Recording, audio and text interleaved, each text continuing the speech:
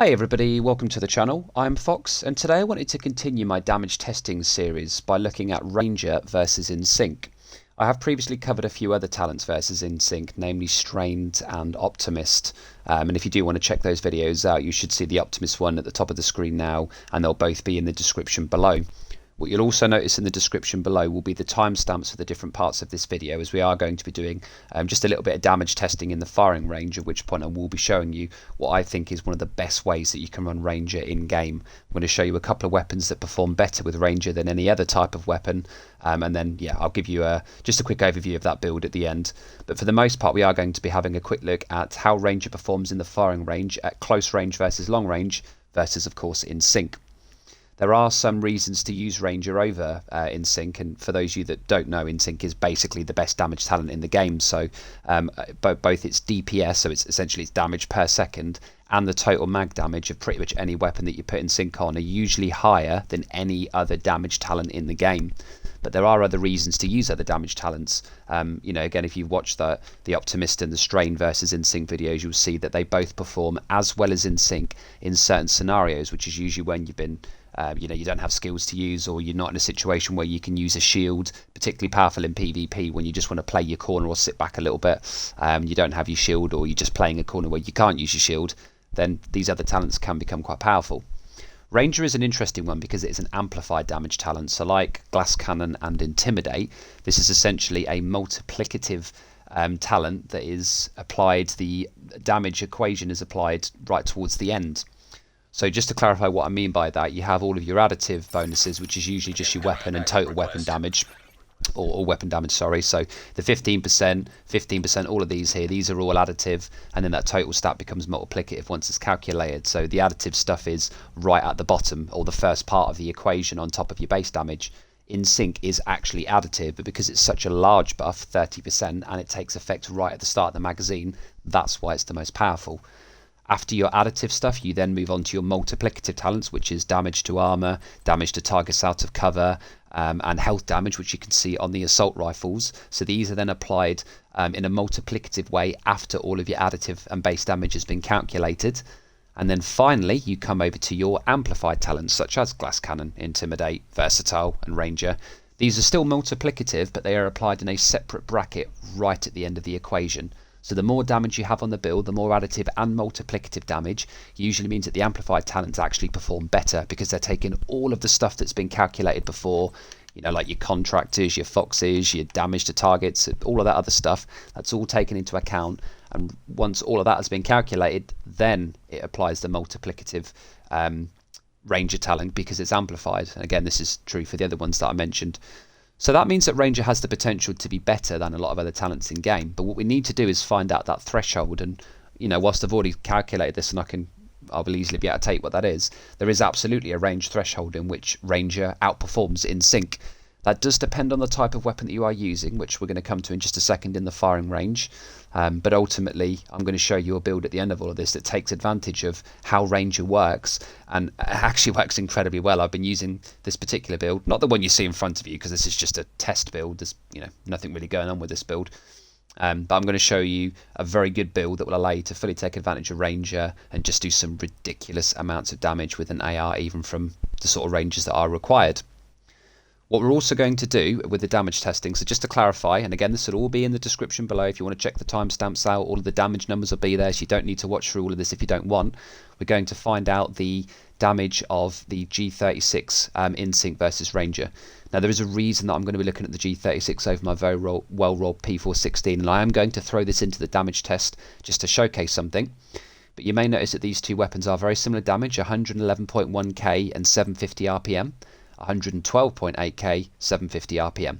So they are very similar. They've both got Ranger applied, they've both got damage to targets out of cover and all the stuff that we need. They're basically the same assault rifle, but the G36 does have ever so slightly higher base damage, which is why that number is, even with the lower rolls here, slightly higher. The big difference is that the G36 is in quite a rare archetype. To my knowledge, there are only 3 assault rifles that fall into this particular damage drop-off archetype.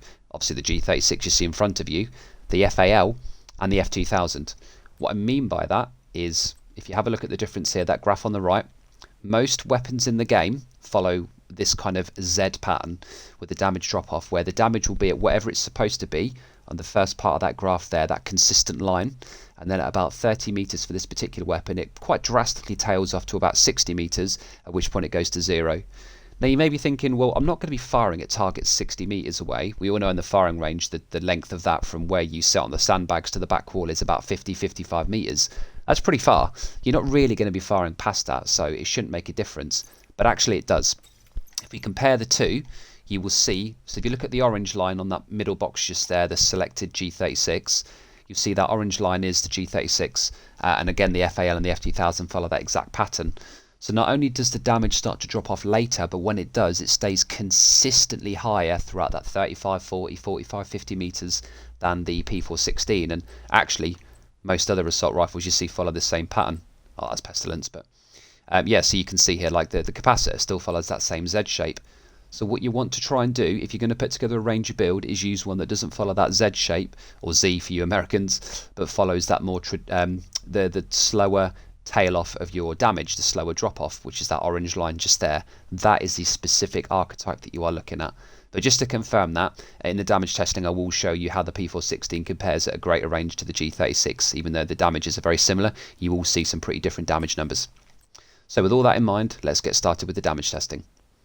So now that we're in the firing range, what we're going to do is test the G36 with a close range target and a long range target on Ranger. I'm then going to swap the talent over to InSync with exactly the same build and weapon. Don't forget, this is just a dummy build. This isn't the build that you want to use. I've just purely put this, well, I just swapped some pieces out. I think I had Coyotes and Obliterate, both of which of course will skew my figures based on how many bullets I fire on the ranges. So, you know, nothing here is going to affect my damage. I'm just going to sit in cover and then essentially fire the weapons.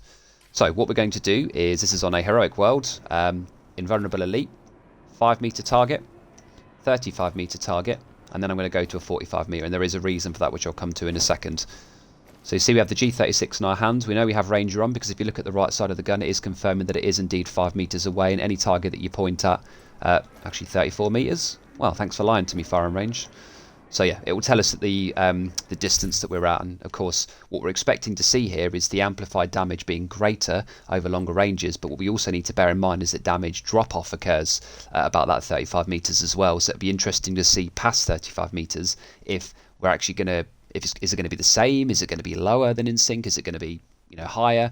It will be interesting to see how it performs. So let's get started with that test. So 411k and 167k is what we're looking at with the G36 on Ranger at close range. That's pretty standard stuff. Let's have a look at how it performs now at the 35 meter range in exactly the same place. It's 453 and 184. So this is interesting because we've gone up quite a lot in damage there. It was, and this will all be below, but we did have the 167 base damage at 5 meters versus the 184 at 35 meters. That's clearly improved. And then 411 crit damage at close range versus 453k at this longer range. Let's have a look at if it still performs past the 35 meters. So this is where our damage drop off does start to occur. Let's find out what the numbers are. So 411 and 179. Now this is actually, sorry, not 411, 441. So these numbers are both lower than the 35 meter range. So we are starting to notice some damage drop off here, even though Ranger is giving us, you know, more damage the further out we go. This is where our damage drop off starts to come into play. So we are achieving the best damage so far with a Ranger test between 5 meters, 35 meters, which is about where the drop off starts, and 45 meters. The best damage so far has been at about that 35 meter threshold. Now of course the 45 meter is still way higher in fact than the 5 meter for obvious reasons. Ranger is going to give us that big damage. But just to sort of show you why using a AR with this particular archetype, the rangier version versus the P416, which has the worst range, let's just actually see how the P416 compares. Now just for damage purposes, if we quickly shoot this close range one, you can see the numbers are pretty similar. So 408k and 166, which I know that's a little bit lower than the G36, but it's basically there, so we'll have to obviously factor that in. If we go to the 35 meters, again our damage drop off on this one starts a bit lower. We're at 412 and 167. So with that we are noticing that the actually that's quite a lot lower, isn't it? Yeah, 412. Okay, that's actually substantially lower. So we were getting 453k here. So this kind of proves my point that even at 35 meters, this you know, the damage, or 34 technically according to my weapon, the damage drop-off of this particular archetype is not ideal. So if you're going to put together the ranger build, or any ranger build, you need to be using this longer one just here. I'm going to guess it's going to be even worse at 45, but let's just check that. 371 and 151k, so yeah, you know, that's severely less than the G36. That's interesting that to basically the same weapons, 371, 441, I mean, look at that difference is drastic. So again, make sure with a ranger build that you are going for this. What I'm now going to do is swap my ranger talent from the G36 specifically over to in sync with the same 3 ranges, and we'll see how the damage numbers compare, at which point I'll quickly show you a build that I feel best accommodates ranger, and then we'll be done. So we've now switched our G36 over to in sync. So for those of you that don't know how this talent works, it is, as I stated there in the video, basically the best talent in the game for both DPS and total mag damage, and the reason for that is that all you need to do is to deploy a skill, be it your shield or a drone, or I mean any skill in the game procs it, and you'll give yourself 15% weapon damage, but then firing your weapon gives you 15% skill damage, and when these are both active in that same 5-second window, the damage bonuses are doubled. So quite simply, you deploy a shield or a skill, fire immediately afterwards, and you have a flat out 30% additive weapon damage bonus. But this starts from the very first bullet, or technically the second bullet. It's, you know, doesn't even care about range, it's just a flat 30%. It's like having 2 additional reds on your build, and all you've got to do is pop a shield or a skill. So, you know, there is a reason that it is the best damage talent in the game, but of course we are here to see how it performs versus ranger at their respective ranges. So we're going to do exactly the same 3 tests. We've still got the invulnerable elite, we're still using the very same weapon, same ranges. We're going to do the 5, 35 and 45 meter range, see how it compares, and then of course we will load into that build. What I'm going to do here is just drop my hive to proc in sync, and you'll know it's happened because if you look, I need to change where my radar is, but when you see I drop this, see the little double cog symbol? That's telling me that because I've deployed that skill, in sync is available. Let's check the damage numbers. So 455k and 185k within sync at the 5 meter range. So this is already quite a fair bit higher than the 167 and 411 that we were getting from ranger. The crits are, you know, a good 44k higher, and that's per bullet. So yeah, there's a drastic improvement in damage at this kind of range. But of course we are here to see what it's like at the other ranges. So let's check 35 meters first. This is the threshold before, remember. 449 and 182k. Now this is interesting because this is actually very, very close to ranger. At 35 meters, we've just hit 182k there base damage, and we hit 184 with ranger. So it is, ranger is a bit higher. The crit damage of ranger was 453, and on this it was 449. So you know, ranger is actually already starting to outperform in sync at around about that 35 meter range, potentially a bit earlier. So yeah, if you're going to be firing at this greater range, already ranger is better. Let's find out what it's like at the furthest range. 429 and 174. Okay, so this is here where it really starts to show that the range drop off, even with a weapon such as the G36 that has that much better range pattern. It isn't drastically lower. The crits on the ranger version at this range were 441k, and we've now gone down to 429k, so there is quite a noticeable gap there, and then the base damage has gone from 179k down to 174. So what we can take away from this is that in sync is definitely best in slot from 0 to about 30-35 meters. So essentially, if you are always in a fight where you're at this range and less, then in sync is better. Now you may be looking at thinking, well, I'm always going to be at that range. I mean, why would I fire at stuff that's that much further away? And to be honest, you know, what you can take away from this is that you probably wouldn't. There are a lot of missions where enemies will be, you know, this kind of range here. So in sync does seem to be the better talent overall. But that doesn't mean that ranger is useless. If you want to play a build where you just sit at the back of each room and shoot stuff down, then actually in sync isn't as good, particularly if you're going to be in cover, which if you're this far away, you should always be sat in cover because it just improves your overall handling stat with any weapon. So you just have, you know, it's easier to fire from cover at range. And if that is more your playstyle, then yes, absolutely you want to go for ranger because it's just going to offer more damage overall, and you don't need to worry about doing what I'm doing here, which is deploying a res hive every time or using a skill to proc in sync. So it comes back to the same thing as Optimist and Strained versus In Sync. In Sync once again is outperforming even Ranger, apart from at these drastic ranges. But obviously for the most part you're not going to be firing at those ranges unless you choose to do so. And it's very safe in most missions to get within 30 to 35 meters. That I would still class that as, you know, range. It's still massively far away, 35 meters.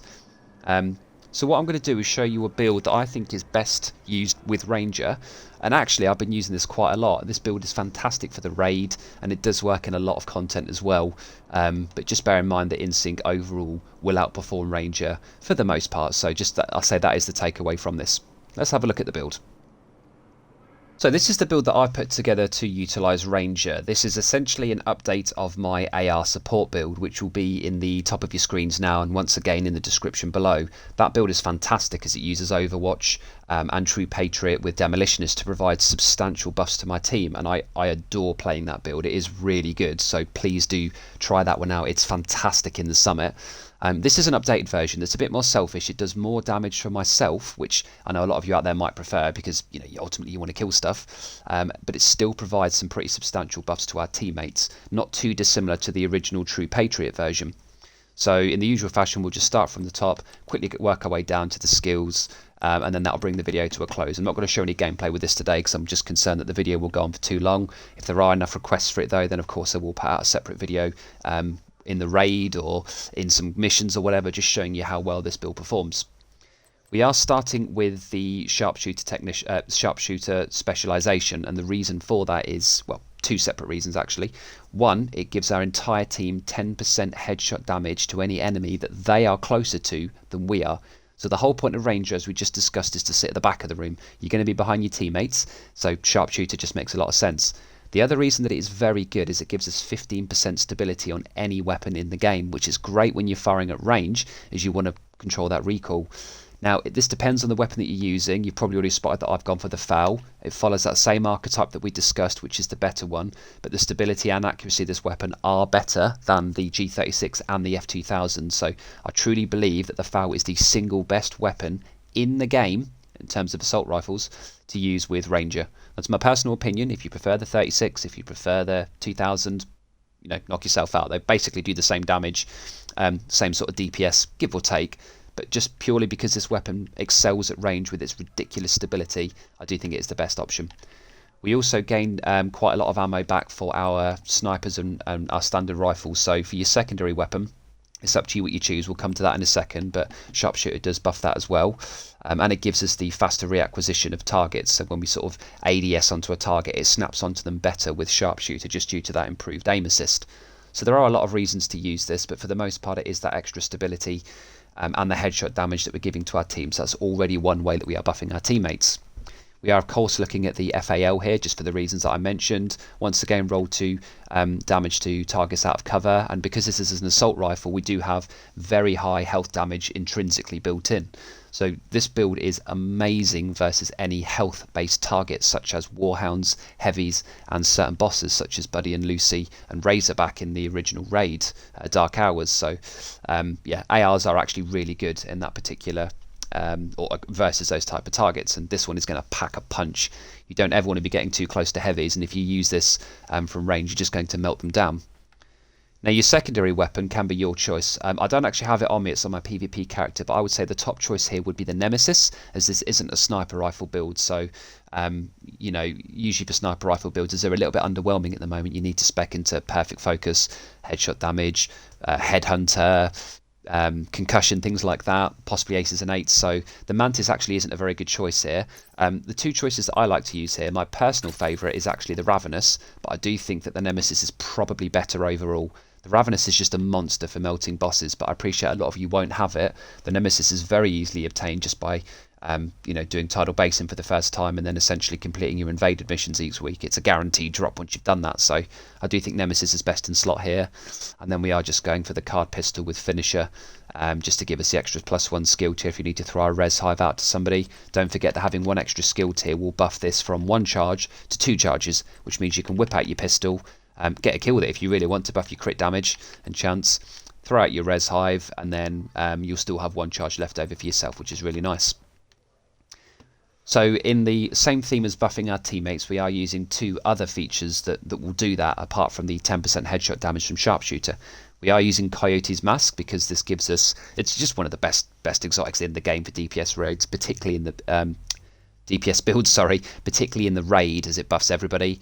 0 to 50 meters is 25% flat crit hit damage to everybody, including ourselves. 15 to 25 meters is the 10 and 10, and then the 25 meters, which is probably the one you're going to see the most, gives us 25% crit chance. Now you may be thinking, well, everybody specs up to 50 to 60%, so why is 25% crit chance good? It isn't. Apart from when you are working with capacity users, as a lot of people with their skill builds don't always spec into crit chance. They'll just go skill haste and skill damage, so they've got a lot of flexibility with their skills. By giving your capacity users 25% additional crit hit chance, their weapons will melt quite a fair bit more than without this buff. But you know, you can still play in that 15 to 25 meter range, still get some nice damage and give you the 10-10 to everybody as well. So I just think Coyotes is best regardless of the range. The third and final way that we are buffing all of our teammates, on top of obviously the Coyotes and the Sharpshooter 10% headshot buff, is Perfect Overwatch.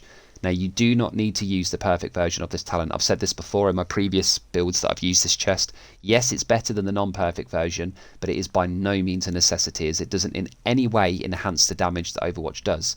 It's fantastic because the Ferocious Calm is Fenris, which buffs our assault rifle damage, but bear in mind this is a Dark Zone exclusive chest, so you know, this can be a bit hard to get. As is the case with everything else in the build, you want to roll into crit chance and crit damage, and the only difference from Perfect Overwatch to Standard Overwatch is the time that it takes to proc the talent is shorter, 12 seconds down to 8 seconds. So after staying in cover for 8 seconds increases you and your allies' total weapon and skill damage by 12%, as long as you remain in cover or in a cover-to-cover move. So that is a multiplicative damage buff, which is going to stack really nicely with our ranger and of course with all of your teammates' skills as well. And not only is it buffing their weapon damage, once again great for capacity with that 25% crit chance that you're giving your skill build users, but it's also buffing the skill damage as well for everybody's skills. So whatever they're using, their weapons and their skills will all be buffed. Overwatch is one of the best, if not the best support talent in the game, and should always be used in the raid. Every single encounter, particularly for the newer raid where it's easy to sit in cover in every single boss fight, I think that Overwatch is just a necessity. For our backpack we are running Seska just because this gives us a 10% crit chance. Once again roll to crit chance and crit damage as the minor attributes, and we have gone for Composure for the obvious reason that this is an in-cover build. We're going to be sat at the back of the room utilising Overwatch and Ranger. While in cover increases total weapon damage, so again this is multiplicative by 15%. Now you may be thinking go for Vigilance, it's better, it's 25%. Couldn't disagree more. Even though we're at the back of the room and we're going to be taking less damage, I still think that Composure is better. Now, if you want to go for Vigilance, this is probably one of the few in-cover builds that Vigilance could potentially be as good as Composure, just because of the distance that you're going to be. But ultimately, this build does a ton of damage. It does a lot of damage, and you're going to be pulling aggro.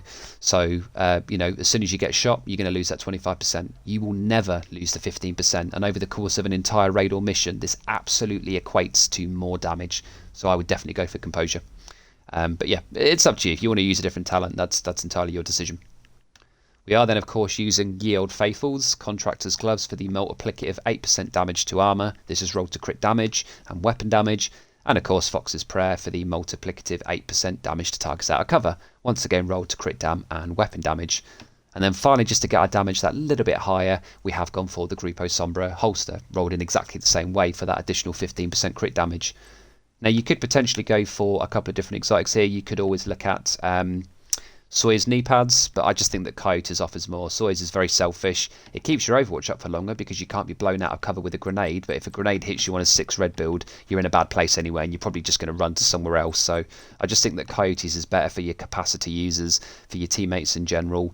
And for those of you that don't know, if you have multiple Coyotes on your team, once the buff is active, it remains active if the other buff that you've just then switched to is already filled in. So what I mean by that is if there's 2 people on your team with Coyotes, you have just procced the mid-range, the 10-10, the 15 to 25 meters, and your teammate is on, I don't know, a Hunter's Fury build with their Scorpio, and they've got the 25, the close range one.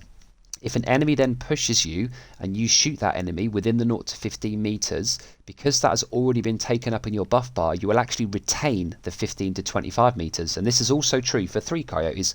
If all 3 buffs are active, it doesn't make a difference if you're the person that got the long range. If somebody rushes you and you end up shooting somebody that would in theory switch it to the close range, if that has already been taken up and it is in your buff bar, you will retain the long range buff. So it's a little secret with coyotes there. 3 coyotes in the raid is amazing. You can all have your crit chance super low because these buffs are literally active 100% of the time, and they do not swap around if they're already filled in. Let's come down to the skills. We are using the Reviver Hive for the obvious reason. This is a 6 red build. You're going to occasionally die. You know, there's no way to avoid that. I just think this is the best skill to use for this kind of build, whether you run it solo or group. And yes, this does work very well solo play, by the way. And then finally the Fixer Drone for the same reason, just to keep us alive.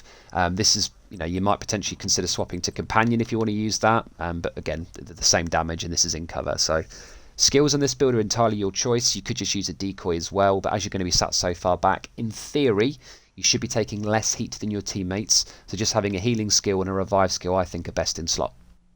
Let's have a quick look at the stats. So our base weapon damage is 136k, but again this will be buffed by all of the different talents that we have active on the build. Our crit chance is at 52.5%. I wanted this to be around about 50% as I'm going to try and aim for the mid-range buff on coyotes. I could have potentially gone lower, but if there's nobody else running coyotes in your team, your buff might swap around quite a lot, so I just thought the safest place to be was 50%. Half of my bullets will be critting. If I shoot somebody super far away, I'm going to get up to the 60% and give all my skill build users 25%.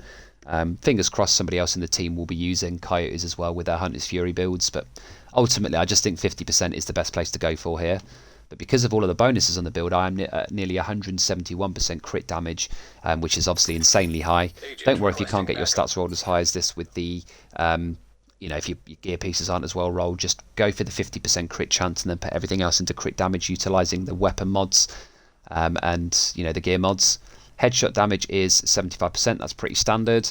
And then if we go down to the armor stats, again, nothing too exciting here. This is all based on a 6 red build with a maxed out watch level, so nothing is good there. One thing I will say with regards to your crit chance though is make sure you use the C79 scope. This is a 5% crit chance, so when you're putting together all of your crit chance, you want to start with this and then use your weapon to get the rest of your crit chance.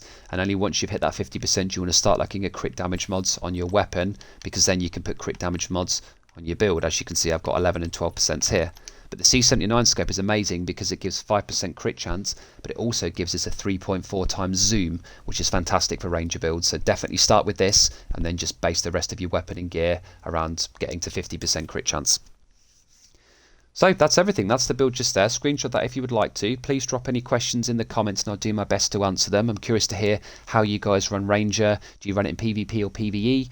Please do let me know. I'll do my best to answer all those comments. Don't forget to like and subscribe as well if you do like the content, and check out the videos in the description if you do want to see some other in-sync versus damage talent tests. Thanks again for watching, and I will see you all in the next video. Peace.